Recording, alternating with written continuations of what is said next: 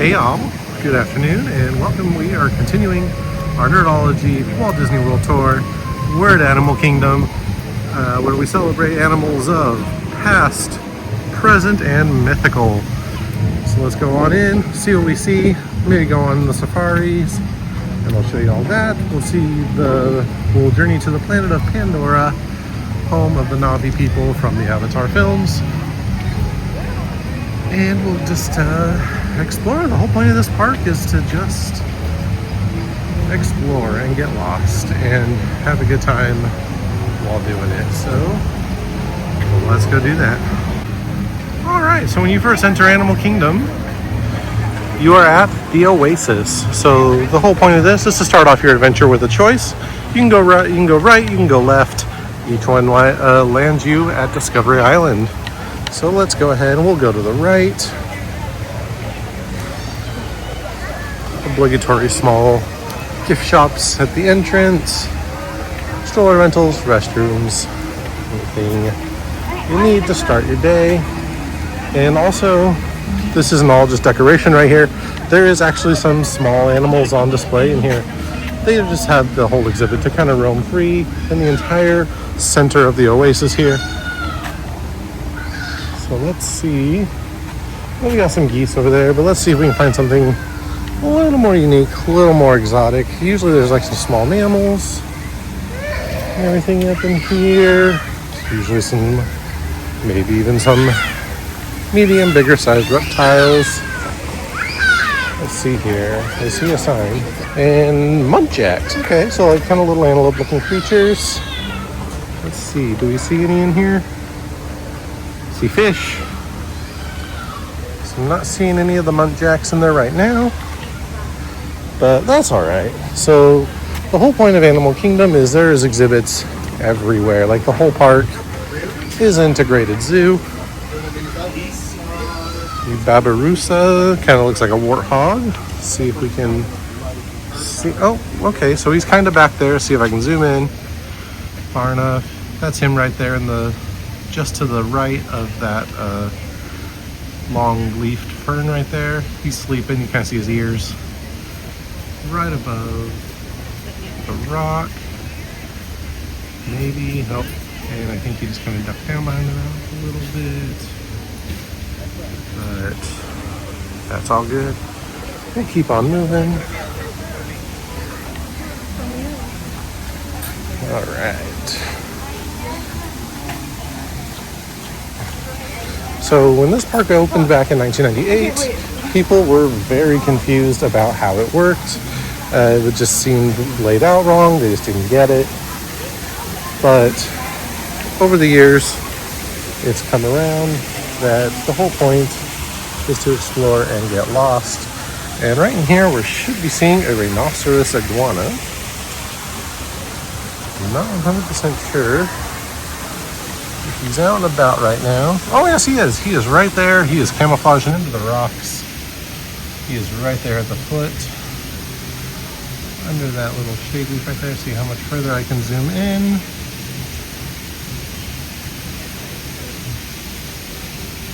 Awesome. So, go ahead and come right back out. We're going to keep on moving. So we haven't even left the Oasis yet, if you've noticed. So we are still in the Oasis. And here's a creature we can find everywhere. There's Pluto right back there, doing his Oasis meet and greet. The good thing about going to Disneyland. And I don't see much signage for back here, so I don't think. Sometimes it is a decoration, sometimes it is an exhibit. You just gotta keep your eyes open. And here we are. We have reached Discovery Island after our trek around the Oasis. And right there is the icon of this park. The absolutely massive Tree of Life. Carved in its trunks are over 200 individually hand-carved, mind you, animal murals and carvings and everything. The entire root system is all intertwined carvings of different animals. All hand done back in the late 90s. So that is really impressive. So right here When you get to Discovery Island, you got some shopping choices. We got Island Mercantile over here to my left. We got Riverside Depot to my right. We'll just start over here on the right and see what we got. Outside, you got the typical, you got pins, you got bubble wands, you got hats and sunglasses in case you lose them, because that's inevitable. And we do have some Nightmare stuff. A lot of it's about the same that we've seen already. Some Halloween stuff. Well, this is different. So Jack Cardigan, we haven't seen that yet. But pretty much all the rest of this we've seen. Basic Halloween merch. So this one is going to be kind of your general merch location for this park. Okay, the Halloween Crocs we haven't seen yet. But the Halloween Loungefly, all the clothes, the pumpkin decor, we've seen all that. The Mickey and Minnie shoe slippers, which are incredibly soft. And very plush. Mickey slides for adults, those same Mickey Crocs that we saw. More Halloween merch. Woo. We got a Kermit the Frog keychain, I love it. Dumbo, more keychains. Some cast member name tag, novelty, keychains. That's me.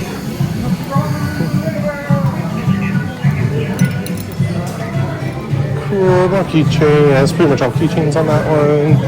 Got a few more over there. Some jewelry, more sunglasses, hair clips. So those are kind of cool. Never seen these ones before. So those big jaw clips. Women's hair. All the basic merch that we've seen before. It's all on that wall. Basic hats we've all seen before. A few different shirts that we haven't seen. I don't think I've seen this. I've seen someone wearing this one, but I haven't seen it in the store. That one's kind of cool. Think about that one. I love this one because it has the 70s art style of the characters, reminiscent of when this park or this resort originally opened with Magic Kingdom back in 1971. Same with this shirt. Did I have this one or did I have the Disneyland version? I may have had the Disneyland version of that one, but that's always one that I do like. Other than that, a couple Animal Kingdom shirts, generic shirts, Halloween, all that bedazzled stuff that we've seen before. We got your coffee mugs and everything over here, the corksicle tumblers. More of the Starbucks mugs on that one right there. Candles. Okay, candles are different. What does this even smell like? Donut warm cookie. Okay, those. I think they just threw words together. It definitely smelled like a pastry of some sort, but wouldn't specifically call it a donut or a cookie. Some home stuff. Kind of a cool feature here, whereas you can mobile order food, you can also mobile checkout, so you'll see those stands around at the exits if you choose to do that. I've done it pretty much every time I've gone shopping. So this 25th anniversary of pin trading, and so we do have some merch for that. We got the Mickey plush, the hat, the baseball jersey, the t-shirt. I used to do pin trading quite often. I don't so much anymore. I pretty much just buy cool pins for myself. And yeah, so we got ears, we got autograph books and pens, some pin accessories over there. We got socks. We got this plush Mickey backpack. I'm thinking of someone else's socks right now. So let's see here. Yeah, so I think here at Riverside Depot, this is going to be all your basic merch if we keep going that way. We got toys, we got plushes. I can do that for you guys really quick here. Got some baby clothes over here. So yeah, so we're into our general toy section. A lot of our small child figure sets. You can even get kind of like Hot Wheels and diecast vehicles. Transportation means around from the resort. So here's the bus for this year. You can usually find the monorail, the ferry boat, and the Skyliner gondolas, and then just walls of plushies. And we're gonna go ahead and I think make a flip-a-Yui and get out of here. Oh, so some specific merch that we have here. This last thing, we have the Scar headband. which that's kind of cool, from Lion King. We have this Lion King Hakuna Matata Kids Spirit jersey. Simba on the front, the three of them on the back. And then I believe this is just the generic one. Yes, that tan generic one we've been seeing. As well as just some regular Mickey ears. So we're going to go head out of here. And we'll go across the walkway and we'll check out Island Mercantile. So I don't remember if that is more specific merch to areas of the park, or if it's going to be more general merch. But that's the point. We go, we explore. We are wilderness explorers, and the wilderness must be explored. Which actually is a cool kids activity you can do here. You can become a wilderness explorer from the movie Up. You join Russell and Doug on an adventure around the park. You check in at different booths around in all the different lands, collecting facts and badges, and come back to the main one to cash in on your prize.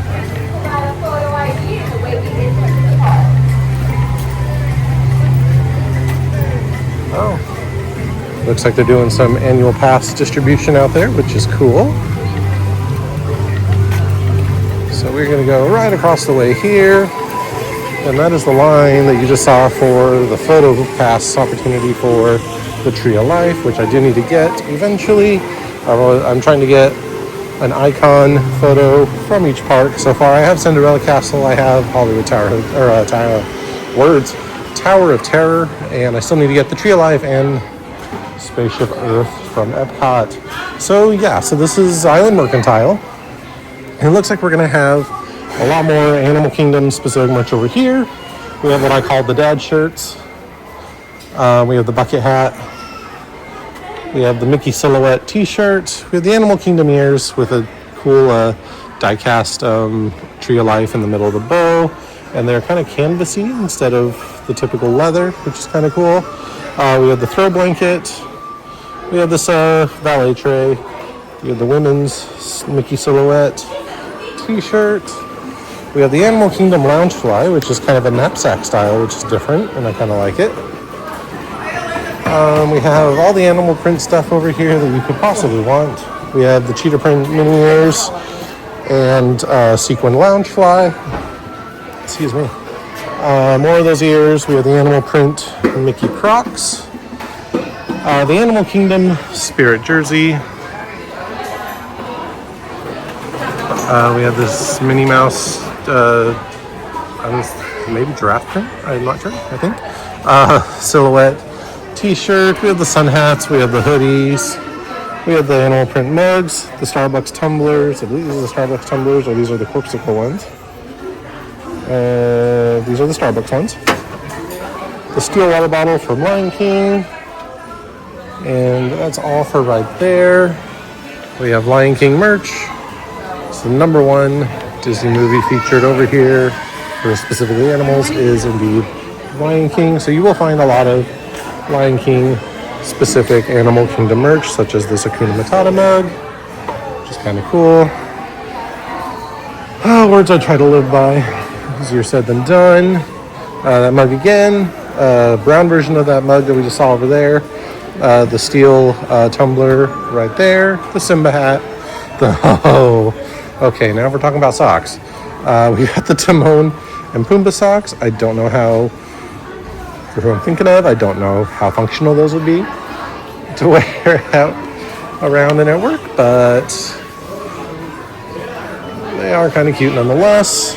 More Lion King stuff, shirts, hats, hoodies, with the safari helmets.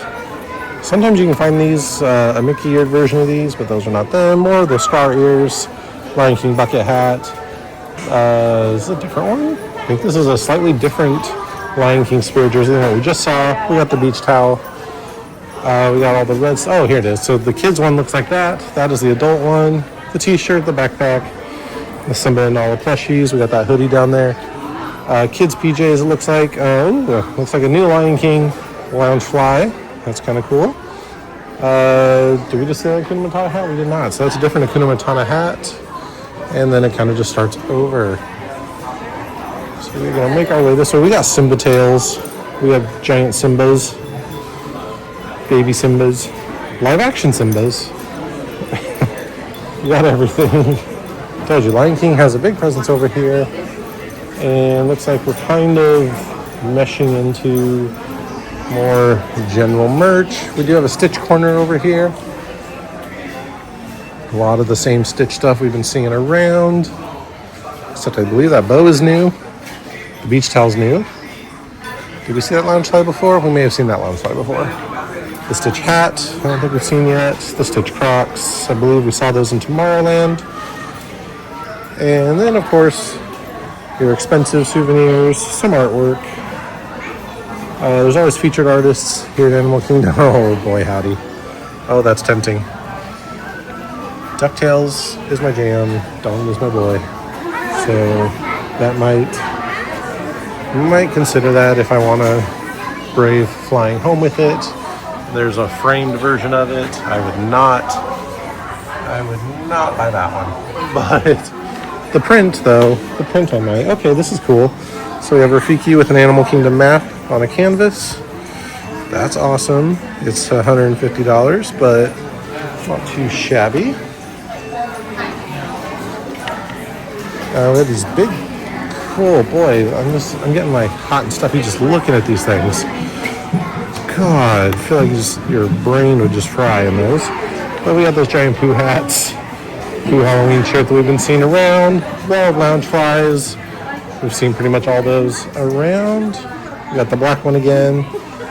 We have this is different. We have this hooded Henry shirt, bright orange, got a Mickey patch right there at the bottom. Other than that, it is plain. There's a tan one and then matching orange and tan pants to go with it. And we have more of the generic Fantasia merch.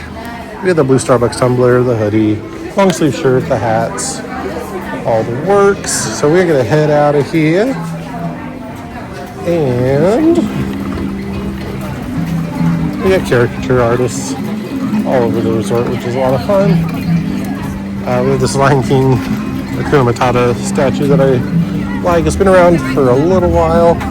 So there for wayfinding. So we went around. So there's the center. Tree of Life is just right through those trees right there.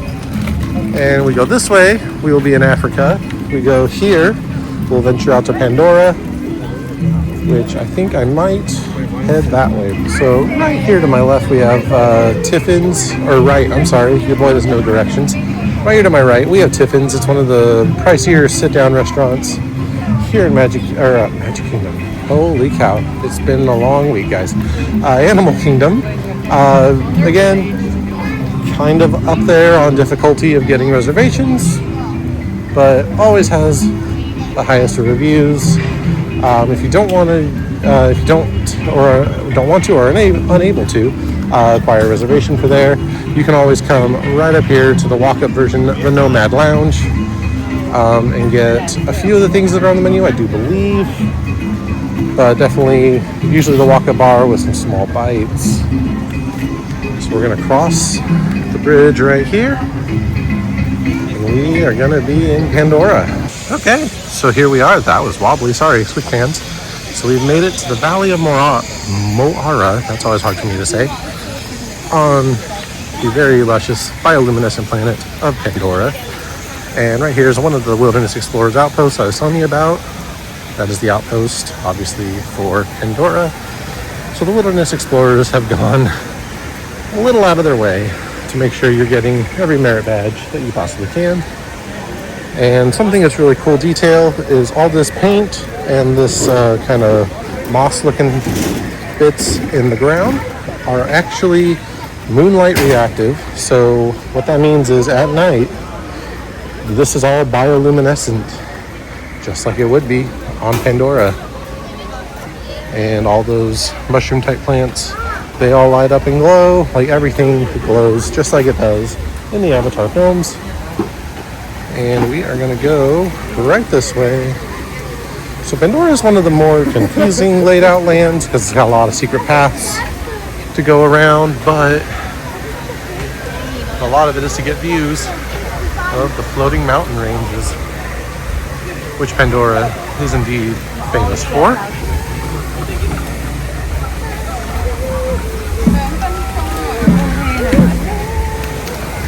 We have some Navi drums that can be played over there.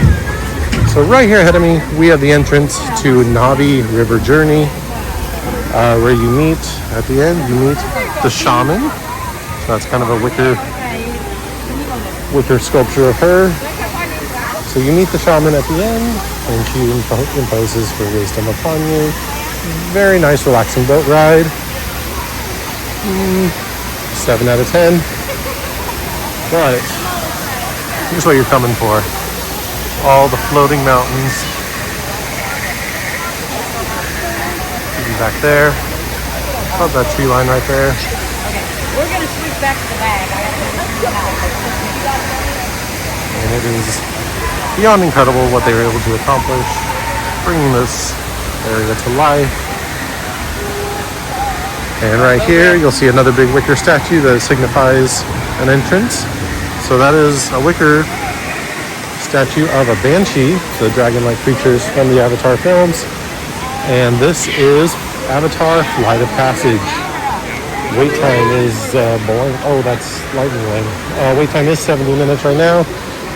Ever since it opened in 2017, still remains the top tier attraction and busiest attraction in Animal Kingdom.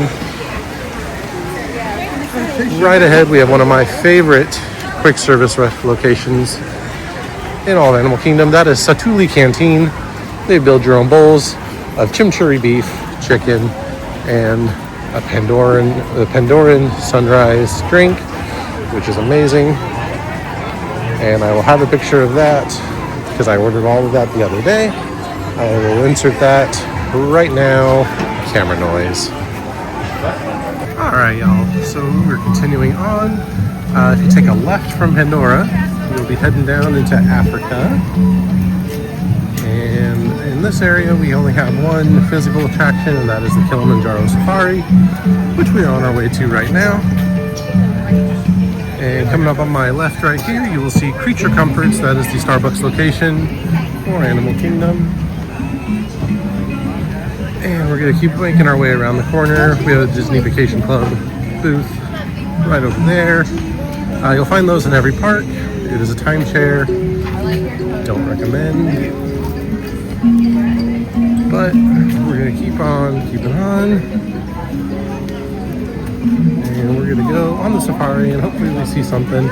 Usually, as the day progresses and the weather gets warmer, the animals tend to stay in the less visible, therefore shaded areas. But we'll see how well we can do today, because there's only like a 10 or 15 minute wait list I just saw, so thankfully it is kind of a straight shot right back this way. So we're crossing the bridge. So surrounding Discovery Island and cutting through all the lands is this river, and it did used to be an opening day attraction called the Discovery River Boats, and they were very ill received. Didn't have that best capacity, and so they did not last very long. But you can still see parts of it in certain stretches of the river of what used to be part of that attraction. So we are in the fictional village of Harambe, Africa section here in Animal Kingdom. We have Tamu Tamu, kind of a grab-and-go quick service location. We have Tusker House, that is a sit-down location. Sometimes it is a safari-themed Winnie the Pooh character dining. And coming up in the shadowy area right up in front of us here is the entrance to either the Wild Africa Trek, which is a separately paid for private tour, or the Kilimanjaro Safaris, which we are obviously going to the left. As long as it still says 15 minutes, so let's go see what we can do here. Sunday, let's go! All right, Jumbo, everybody, from Jumbo. My name is Natalie, and I will be your safari driver for today. So first off, some very important safety information, because this is a real truck and I am really driving it. Please watch those hands, arms, feet, and legs inside at all times, and please stay seated during our entire journey. It will be a bumpy ride. Alright, let's begin. So starting off, we're going to head into the Little Aturi Forest. Now, Aturi in Swahili means little. When you say the same word twice in Swahili, it means very. So that translates to a very little forest. And already, coming up right next to us to the right here is a black and white bird. That's a saddle-billed stork. Sitting that way because of the yellow saddle shape on its beak. Its mate must be nearby. They do mate for life, which is pretty sweet. Also, to the right, kind of more in the back there, there's two okapis. And the okapis kind of look like they're wearing zebra pants, which may make you think that they're related to the zebra, but they're actually not. They're related to the giraffe. Just like the giraffe, the okapi has a long, prehensile, sticky tongue, which helps it grab its food, and it also uses that tongue to groom itself. It can actually reach its eyes and its ears to clean them with that tongue, so yeah, pretty interesting. Also, you can see that mate of that first saddle-billed stork there coming up towards the right. Over here, let me see if I can tell if it's a male or a female. Yeah, I think that's a female because it has yellow eyes. Females have yellow eyes, males have brown eyes, which is how you can tell them apart. The saddle-billed storks don't communicate with each other through sound, unlike most birds, because they don't have any vocal cords. And then, oh, to the left of the very back, there's a black rhino up on that hill there. That's pretty cool. Got a little glimpse of it all the way back there. The black rhino is one of the two only native species of rhinoceros in Africa. Here's a different one here coming up. Gonna be easier to see. Beautiful. They can weigh up to 3,000 pounds. And they're more solitary during the day. They like to be more social at night. And that's when they become party animals. Oh yeah. The horns on the rhinos are made from keratin, just like our hair and nails. So what the rhinos will do is they'll file their horns down against rocks and logs to create their own unique shapes, kind of like having their own personal hairstyle, so with their horns, which I find pretty cool. Alright, we're going to turn around over here, and coming up towards our left, we're going to see some greater kudus. Oh, and some bongos. Okay, the lighter colored antelopes are greater kudus, and there is a bongo kind of tucked away in the shade there. It's more russet in color and has the horns. So these are two different types of forest antelopes, but they do have this one thing in common, which are white vertical stripes down their backs for camouflage, because it mimics the light filtering through the dense vegetation of the forest. So it helps them to hide. Alright, so that was the Little Aturi Forest, and now we're going to be heading into the Savi River. And the Savi River is home to the Nile crocodiles, ooh, and the hippopotamus, and coming up to the right, we're going to see some pink-backed pelicans. Amazing. Oh, there's also a glimpse of a hippo in the back there in the water. We're going to try to see if we'll get a better view of a hippo coming up ahead, so stay tuned for that. But the pink-backed pelicans are named that way because of the pink feathers on their backs underneath their wings. And actually, during mating season, the feathers around their cheeks will also turn pink. Kind of looks like they're blushing. It's pretty cute. Now, a group of pelicans is called a pod. A pod. And they're very social, so you could say they're like peas in a pod. Oh, yeah. Now, oh, I do see some more hippos. They're kind of deep in the water here. See towards the left if you can see them. See that big shape swimming in the water? Oh, yeah, it's another hippo. Pretty cool. Look at that. So hippos. Oh, there's another one coming up here. So hippos, their full name, hippopotamus, comes from the Latin word meaning river horse.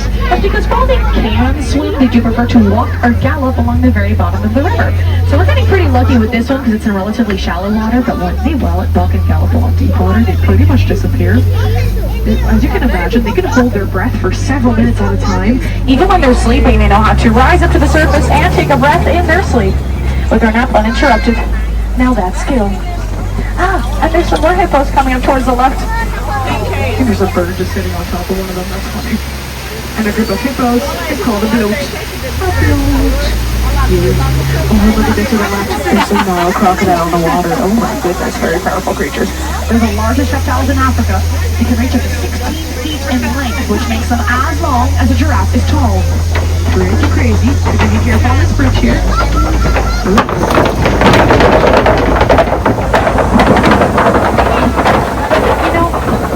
Powerful as the Nile crocodiles are, they actually make excellent parents.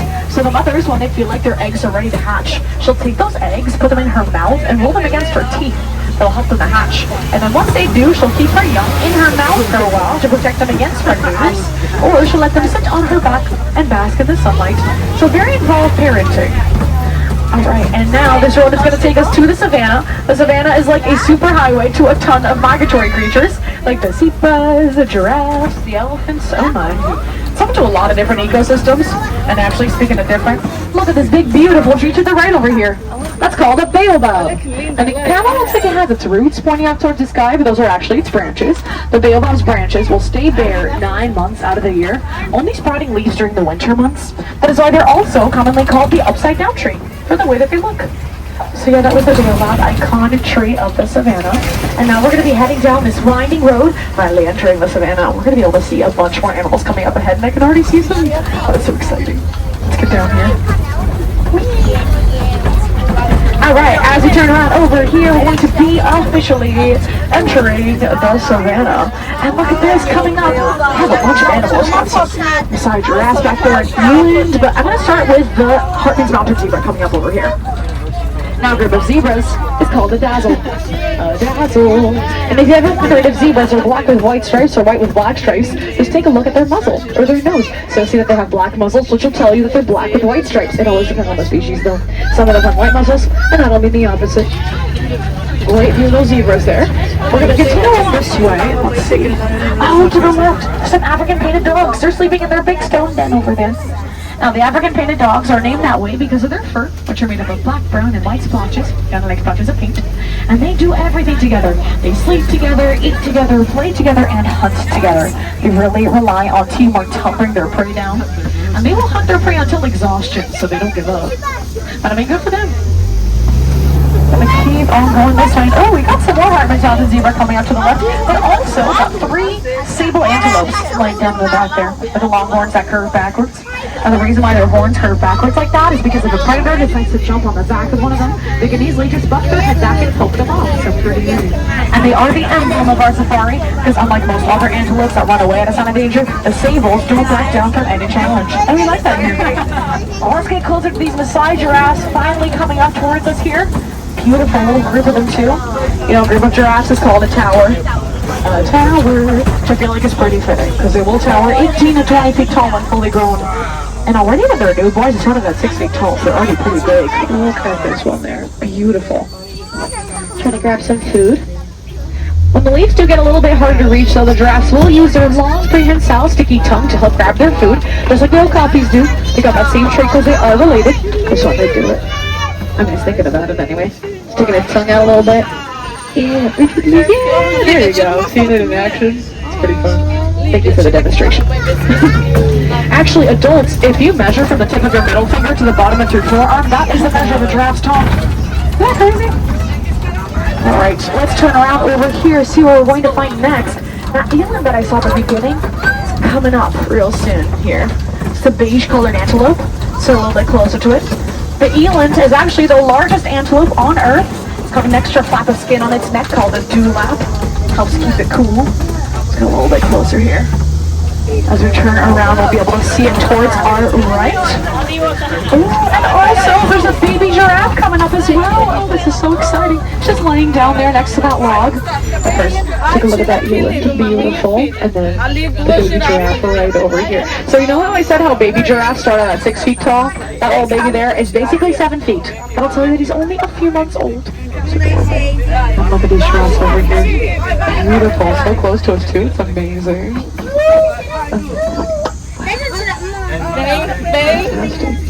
What a great view of all these giraffes over here. But let's please stay seated, my friends.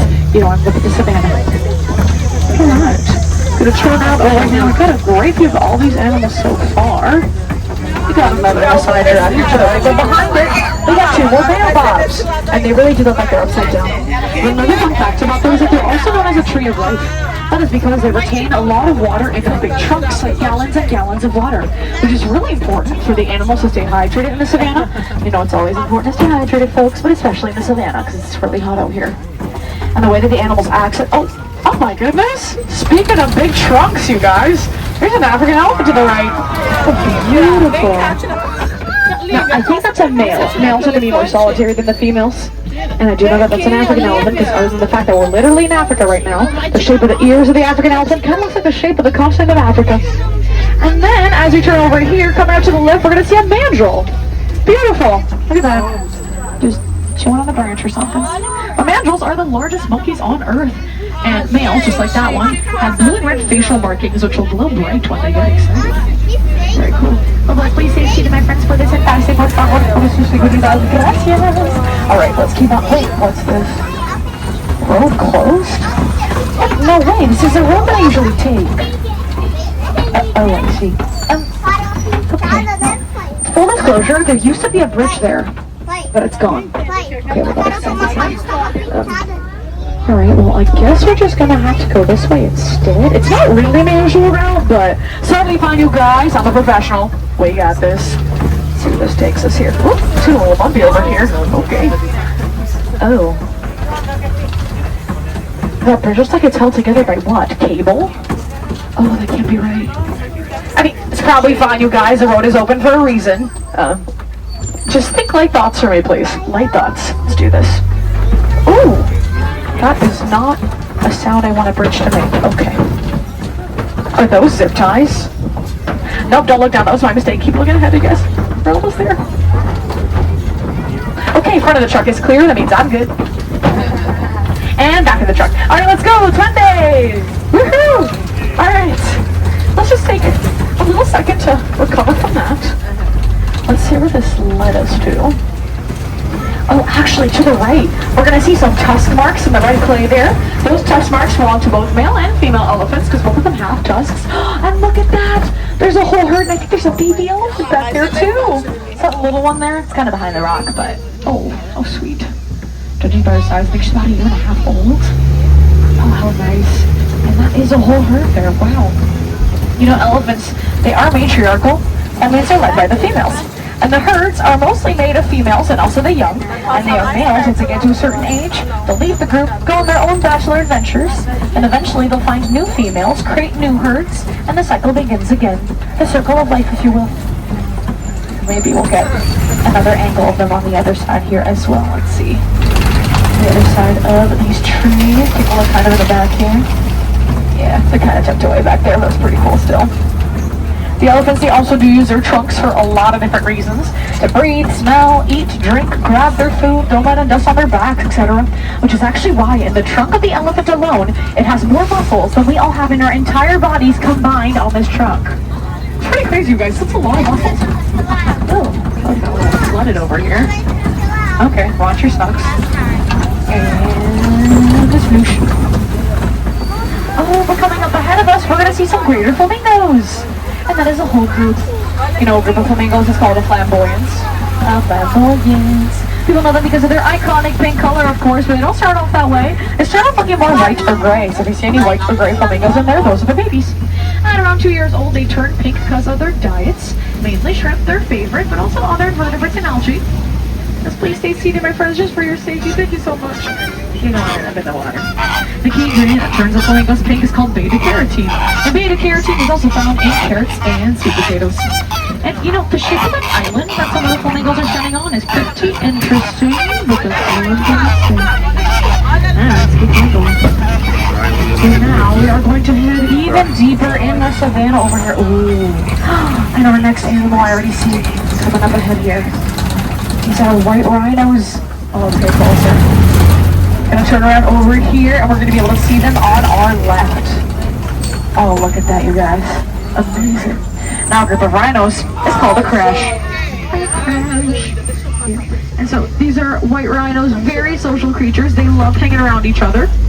They're like armored puppies. They'll reach up to 6,000 pounds, double the size of the black rhino we saw at the beginning.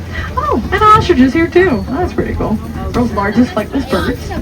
Since they don't use their wings to fly, they use them more to balance and steer when they run, kind of like an airplane. There's two of them right there. Let's get a little bit closer. Just looking at us. Jump.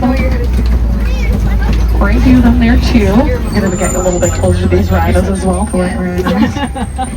Look at these ostriches though. Another cool fact about the ostriches that I like is that since they don't have any teeth to grind up their food, they will eat their food alongside sand and little bits of pebbles to chew their food for them. Look at these white rhinos just taking a nap. Oh, how sweet. Oh, also to the left, I can see some cheetahs. There's one right behind that tree there. There's one to the left of it too, kind of in the corner. Oh, sweet. Look at that. Now, cheetahs are the biggest cats that do not roar. They tend to chirp, squeak, and purr instead. And their claws don't sheath all the way, unlike other big cats, so they use it to their advantage. They'll have their claws grip the ground like soccer cleats. It'll help them reach speeds up to 60 miles an hour in under 3 seconds. Yeah, 0 to 60. Under 3 seconds is pretty crazy. I think it was even faster than that, up to 70, 75 miles an hour even. Oh, look at that one. Just walking there. Beautiful view, babe. Oh, that's great.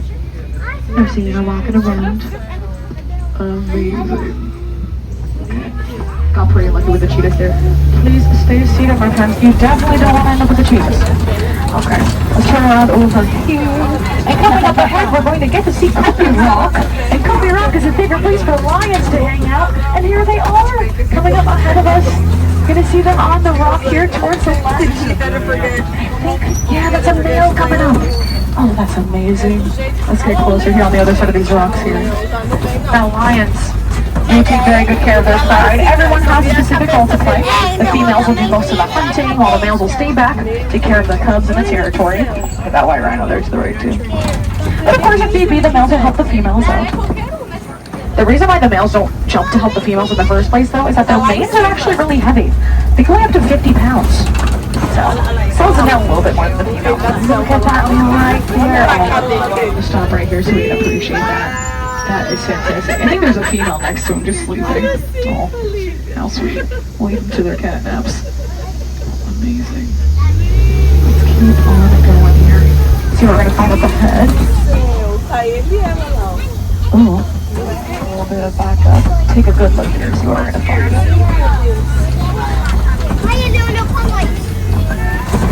Let's see, to the left we do have some warthog burrows belonging to the warthogs.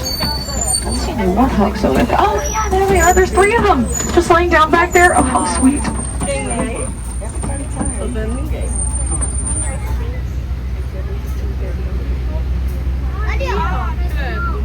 Very sweet. Yeah, people think of warthogs and associate them with the name Pumbaa.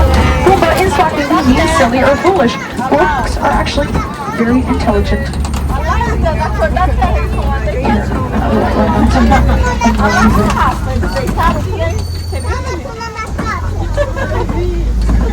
Oh, I see something coming up ahead as well. What is this?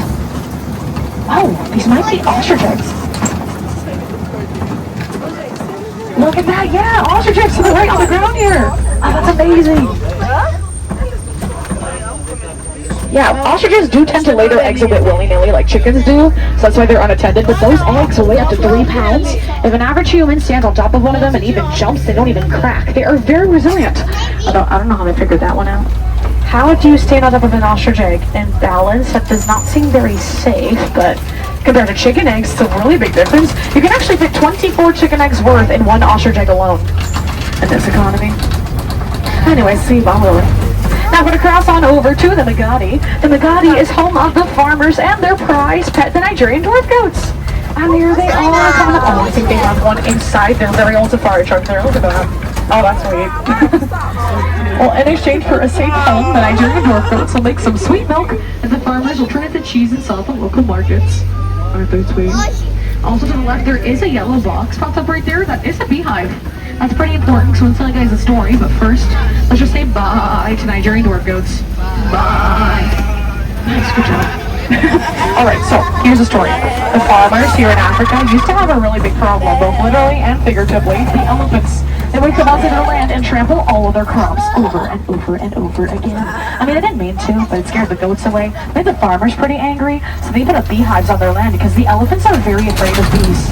I mean, not maybe the buzz of the bees hurts the elephants' ears, because they were very sensitive, but they also just don't want to get stung. I mean, I get it. Me neither. Don't know about you guys. So the elephants hear anything resembling the buzz of a bee, they will run far away and stay away. So now the crops are intact, the goats are okay. It also gives the farmers honey. It's a pretty sweet deal if you ask me. But alright, my friends, as we are nearing the end of this wonderful journey together, I'd love to remind us to give back to the environment that gives so much to us.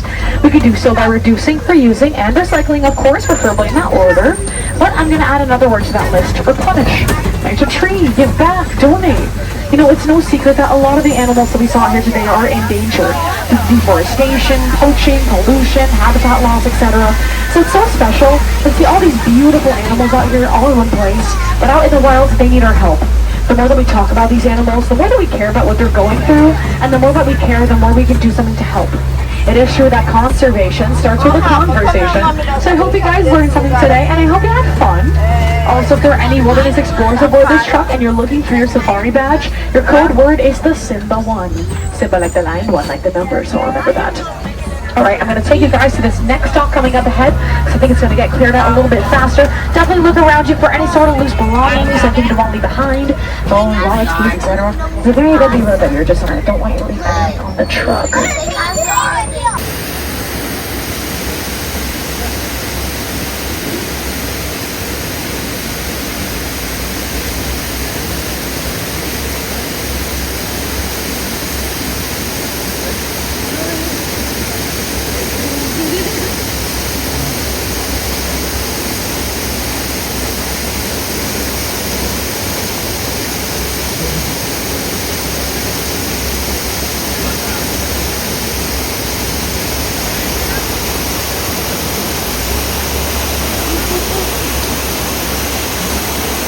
All right, so we are off the safari.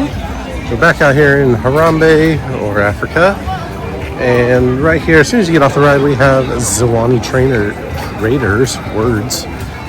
And we're gonna go in, take a look around. I have a feeling it's got a lot of the same merch that we saw at the two stores up front. Probably even more Lion King stuff at this one because the Festival of the Lion King show is just right over there. So we're gonna walk around in here. So they have a lot more kind of generic like animal merch, which is kind of cool because as you probably heard at the end of the safari, the Disney Conservation Foundation obviously has a huge presence and has since the late 90s when they opened this park. So a lot of the proceeds from the shop, from some of that generic animal merch, such as animal plushes, certain amount of the proceeds do go to the Disney Conservation Fund. And you can also choose to donate yourself. And also, Zwanni Traders is connected to Zuri's Sweets and Treats. And that is Zuri with a Z, not Shuri, the Princess of Wakanda. Although it should be. That'd be, just synergy. But so we have a lot of the same stuff you find at a lot of the sweet spots. We got all the candy, all the cookies, all the salty snacks. We do have the bakery case over here that we'll come take a look at. We got the bag cotton candy. We got all the lollipops. Let's see. I think there might be a few unique things here. So we have the zebra and the giraffe cookies here at this one. We have the peanut butter haystacks at this one. A lot of these sugar cookies you find everywhere else. Ooh, a red velvet cupcake. If anyone watching is wondering, red velvet and carrot cake. It's a way to win me over. So we have these zebra cupcakes. These Simba cupcakes. The hippo marshmallow ones. The tiger Mickey heads, the zebra Mickey heads, and those are all marshmallows. And that is something I can't handle too much of in my adult palate is straight marshmallow. I can do s'mores, I can do Rice Krispie treats, but just if it's mostly marshmallow, then we got a problem. But we'll go ahead and we'll head out right this way, and we're just right on the other side here. So our exit from the safari right there. So we have the Wildlife Express, which takes you to Rafiki's Planet Watch, which is basically the veterinary services for Animal Kingdom. And also they do provide a lot of the veterinary services for the aquatic animals located at Epcot. And the theming here is just incredible. They did so many little details. The Imagineers went to Africa, took notes, took pictures, took sketches, did everything to really make this park look like those countries, and it was amazing.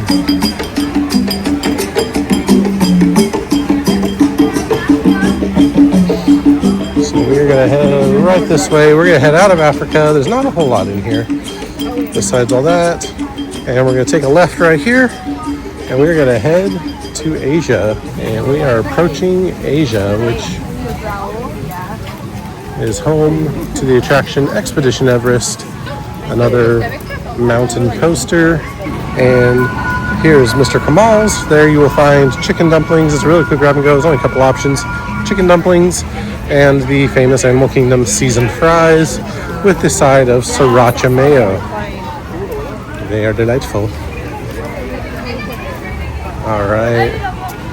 So right here to my left, we have the amphitheater that hosts Feathered Friends in Flight, a integrated and interactive bird show, which is a lot of fun. And making our way up, it's a lot of up and down hill to make it feel adventurous through this park. So my watch constantly triggers me, "Are you working out?"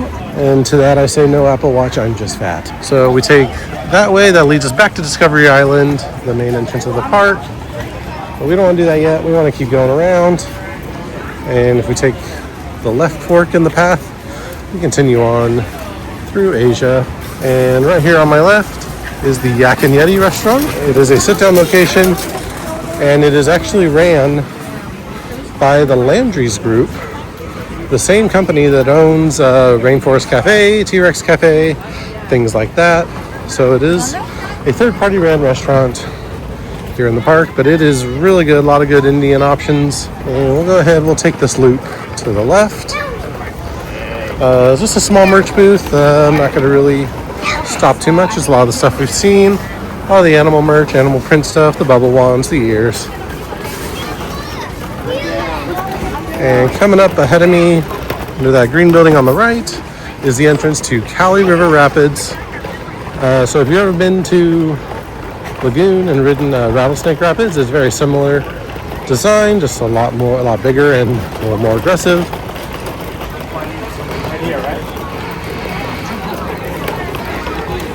But it's a lot of fun. Currently sitting at 45 minutes. Couldn't imagine why, because it's hot out here.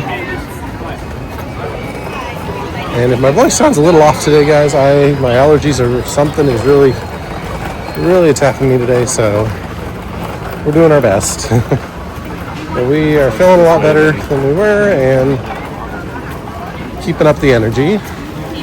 And directly ahead through that orange building is the Maharaja Jungle Trek, where you will see monkeys, tigers, and what else was it? Oh, dragons. Okay. All right, let's go. All right, we're back out onto Asia proper, and unfortunately I didn't see a lot on there, but good thing our safari was pretty decent. So we're gonna go right back this way and finish our way through Asia. So a little crowded right here because it's the exit for both the trail and Kali River Rapids. So we go right back out this way. All right, perfect. Now we're going to take our left and finish through Asia.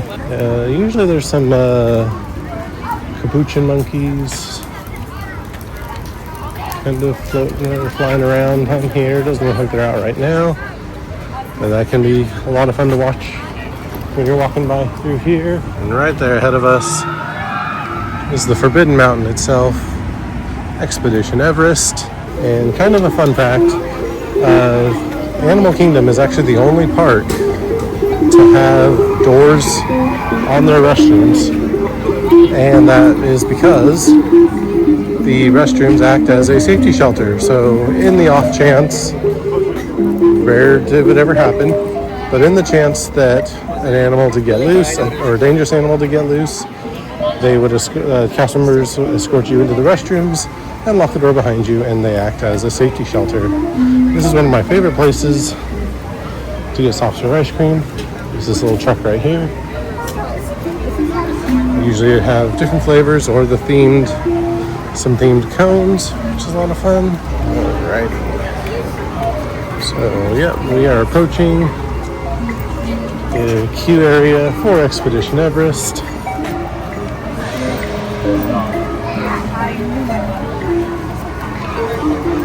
This one's a lot of fun. I do like this one. It does have a single rider line, which is nice. And it looks like it is currently sitting at 40-minute standby right now. So about average. I'll come back and get on that later. It being a coaster, it is very hard to film on there. So Unfortunately, any rides that I don't film on, I'll try to look up some really good footage from other channels, or I can give you recommendations. Your choice. Let me know in the comments below which you would prefer.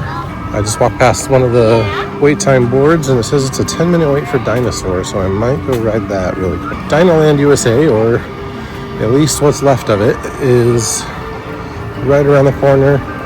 And I say that because it is getting divided into kind of a dual land. Part of it is going to be in Kanto. The other part is going to be Indiana Jones, as I mentioned in the Hollywood Studios video, because Dinosaur and the Indy ride that is on the West Coast are clones of each other as far as ride system is concerned. And right next to me here on my left is the Theater of the Wild. We're currently home to the musical of Disney and Pixar's Finding Nemo, and it is the Big Blue and Beyond. And with that ends us in Asia, and we are going to make our way around to Dinoland USA. And I'll probably go get on Dinosaur before it goes away. And I honestly might grab lunch while I'm over here, because they do have a really good quick service place called Restaurantosaurus, Restaurantosaurus, and it's pretty basic: burgers, chicken strips, things like that. But honestly, basic sounds pretty good right now. Coming around the way here, as you can see, they already have all the construction walls up to start renovating this land. But do not fret, my friends. We have 3 days at Universal Studios, where in the theme park Islands of Adventure, they have Jurassic Park. So we will get our dinosaur fill. Don't you worry. So it looks like back here they still have Donald's Dino Bash set up, where you do meet and greet with a lot of the duck characters. So you get Donald, you get Daisy, you get some awesome rare ones like Uncle Scrooge and Launchpad McQuack. Doesn't look like there's any going on right now. Looks like they are usually held in that little spot right there. Right here on our left, we have Dinosaur, one of the last few remaining pieces of this land, unfortunately. But to be fair, back in the late 90s, this land was kind of half-baked and thrown together. And the original name for this ride used to be Countdown to Extinction. A couple years later, they changed it. Got a replica of a T-Rex fossil right there. They changed it a couple years later to coincide with the 3D animated Disney film Dinosaur. As you can see, Alodon, the Iguanodon right there. Of course, they did that preemptively as marketing and synergy with it and IP integration. Unfortunately, that movie tanked and has kind of been all but forgotten, but they just kept it the same name. I'm gonna go take a ride on this. Again, it's kind of a rough ride, so it's hard to film steadily on it. I'll throw a recommendation or footage from another video of on-ride footage for it, but I'm going to go ride this because it's only a 10-minute wait right now, and then I'm going to go order some lunch at Restaurantosaurus right next door, and I will get back with you guys when I'm done. So the afternoon rain has set in the time that I rode the ride into lunch, so we are going to head out of Dinoland USA again, whatever's left of it, not a whole lot, and we are going to head right this way. We're probably actually going to make our way out of here, and we will go over to Epcot. Alright, so as you see right there, Discovery Island, that's where we want to go. Just over this bridge, we'll be back at our main entry area. So this is the other side of Discovery Island that we haven't seen yet. This is if you turn right from the entrance, and it will take you to, of course, Dinoland USA and Asia. It looks like there's a show going on over here, so it might get a little loud. Right here next to Discovery Trading Post that we already walked through. And we're going to go right this way.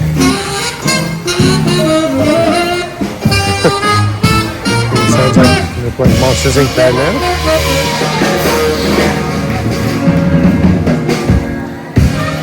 Right here on my right is Flame Tree Barbecue. It's really good. I love it a lot. Really good ribs there. And we're going to make a beeline again right this way. And right here in front of me, if you can kind of see around everybody, is Doug and Russell's Wilderness Explorers Clubhouse. When you finish up collecting all your badges from the Wilderness Explorer booths, this is where you come. You do a meet and greet with Doug and Russell, and you earn your completion badge. So we're going to go right back over here. This should all look familiar. This is where we started, and we're going to make our way back around the corner. So I think that's going to do it for us from Animal Kingdom. Thank you guys all for joining me. As usual, be sure to like, comment, subscribe. Click that bell icon so you always get notified when a new episode drops. And we'll see you all next time.